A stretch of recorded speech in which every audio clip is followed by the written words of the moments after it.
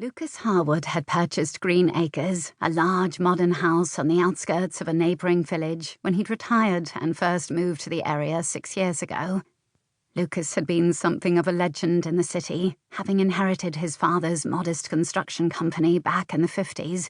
The various booms since then had enabled him to build up Danelink into a very successful company. He had, of course, always intended to leave the company to his own sons, but things had not worked out that way. Now, as the big Rolls-Royce led the wedding procession through the village and onto the gravel-swept drive, he wondered how it could all have gone so wrong. Most of it, he was honest enough to admit to himself, was his own fault. When Fane had walked out all those years ago, Lucas had convinced himself that his son would eventually have to forgive him for the mistake he'd made, even so great a mistake. But 1 year had gone by, then 2, and Lucas had been forced to face the fact that the split was not going to be as temporary as he'd hoped. And so he'd followed Fane's progress at a distance, becoming as proud of his son and his accomplishments as any father could be.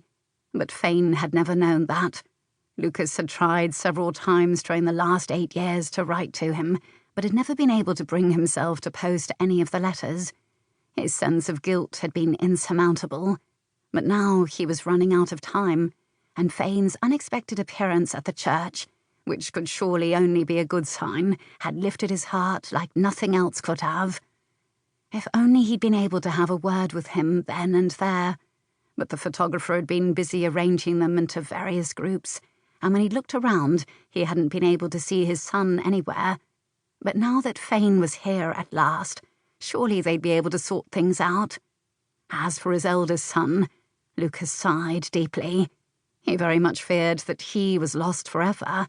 Alice, his first wife, had been so adamant that Lucas would never again be part of their lives.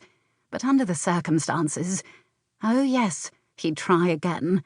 He had nothing left to lose now.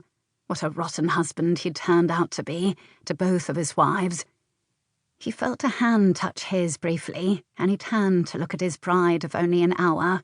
This, his third wife, would have nothing to complain of. This time he'd make sure of it.